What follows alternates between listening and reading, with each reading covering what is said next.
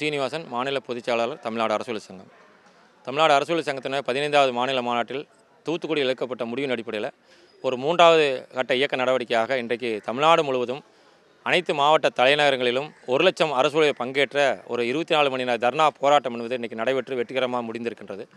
இதன் மூலியமாக இந்த அரசாங்கத்திற்கு ஒரு எச்சரிக்கையாக தேர்தல் காலத்தில் இந்த அரசாங்கம் கொடுத்த வாக்குறுதியை நிறைவேற்ற வேண்டும் என்று இதன் வாயிலாக தெரிவித்துக் கொள்கிறோம். பழைய ஓய்வு திட்டத்தை அமல்படுத்த வேண்டும். தொகுப்பூதியம் மதிப்பூதியத்தில் சிறப்பு காலமுறையத்தில் பணிபுரிந்து கொண்டிருக்கக்கூடிய சத்துணவு, அங்கன்வாடி, கிராம உதவியாளர்கள், வருவாய் கிராம உதவியாளர்கள், MRP செவிலியர்கள், அரசு தொழிற்பயிற்சி நிலையங்களை பணிபுரியக்கூடிய PPP COE ஊழியர்களை முறையான காலமுறை ஊதியத்தில் கொண்டு வர வேண்டும். அது மட்டுமல்ல, நெடுஞ்சாலைத்துறையில் பணிபுரியக்கூடிய சாலை பணியாளர்களுடைய 41 மாத காலத்தை பணிக்காலமாக அறிவிக்க வேண்டும்.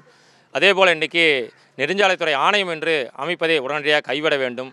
அரசு துறையில் இறக்கக்கூடிய அந்த அரசு குடும்பங்களுக்கு வாரிசு வழங்க பணி என்பது இன்றைக்கு 25% என்பதை இன்றைக்கி 5% இந்த அரசாங்கம் குறைத்திருக்கின்றது.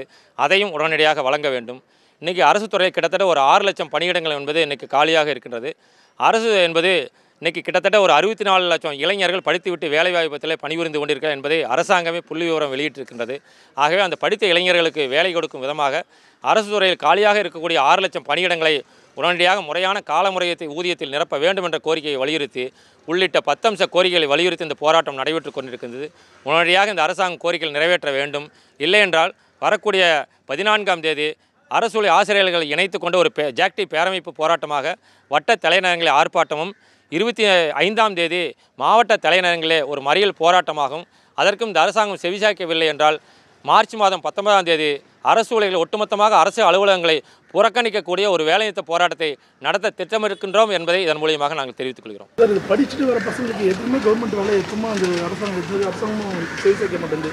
எதனால சார் இந்த அரசாங்கம் வேலைன்றது கேள்விக்குறியா இருக்குது எல்லாருக்கும்? அரசாங்கம் இந்த அரசு இளைஞர்களுக்கு மாதம் ஒரு 1000 ரூபாய் 2000 ரூபாய் கொடுத்துக்கிட்டா அவங்க ஒரு சமாதானம் அடைஞ்சிருவாங்கிற ஒரு பார்வை என்பது இந்த அரசாங்கத்திட்ட இருக்குது. அது தவறு. அவர்களை அந்த 1000 ரூபாய் வாங்கக்கூடிய இளைஞர்களாக இல்லாமல் அவர்களுக்கான வேலைவாய்ப்பு உருவாக்கி கொடுத்து ஒரு சுயமரியாதையோடு பணிபுரியக்கூடிய இளைஞர் சமுதாயத்தை உருவாக்க வேண்டும் என்பதுதான் அரசியல் சங்கத்தினுடைய கோரிக்கையாக பார்க்கணும்.